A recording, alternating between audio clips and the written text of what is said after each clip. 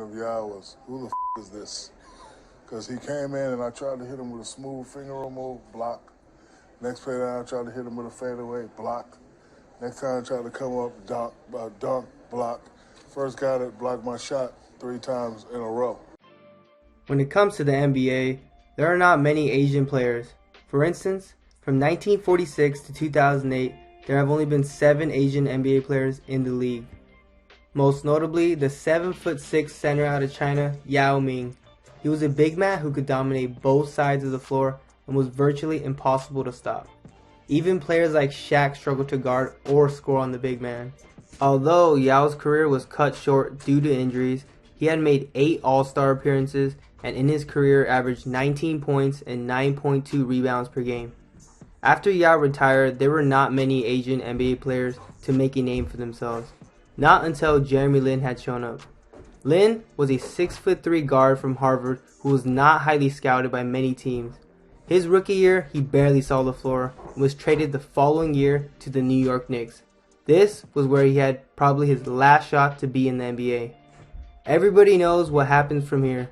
Lin went on a 10-game tear with a highlight game against the Lakers where he dropped 38 points, 4 rebounds, and 7 assists. After that season, Lin wasn't re-signed by the Knicks, whereas many people believed he should have. He was eventually picked up by the Rockets, where he averaged 13.4 points and 6.1 assists. This was not the ideal place for him. Being that it was Harden's first opportunity to show the league that he was good, if not better than KD and Russ, Harden was going to get up his shots, with his points per game average going up from 16.8 points per game to 25.9.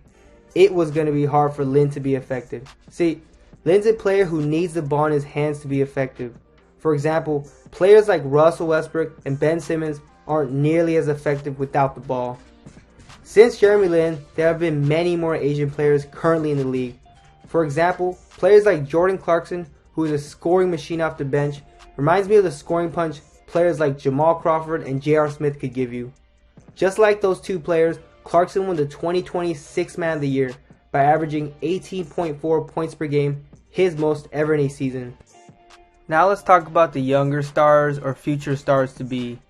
Currently in the league, there are players like Rui Hachimura, who is a solid player, but isn't as progressing as fast as the Wizards would like. There are also players like Yuta Watanabe. He's alright, but everyone knows him mostly for this dunk that Edwards got on him. And then there's Jalen Green. Jalen Green was a 2nd overall pick and for sure has the most upside out of these 3 players.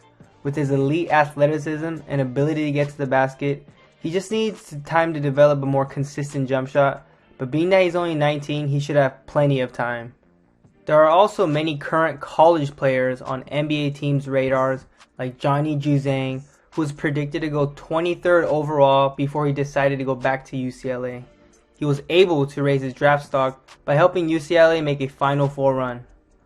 There are also players like Zach Edey, the 7'4" center out of Purdue, who is a true big man and skilled enough to score on anybody in the league today.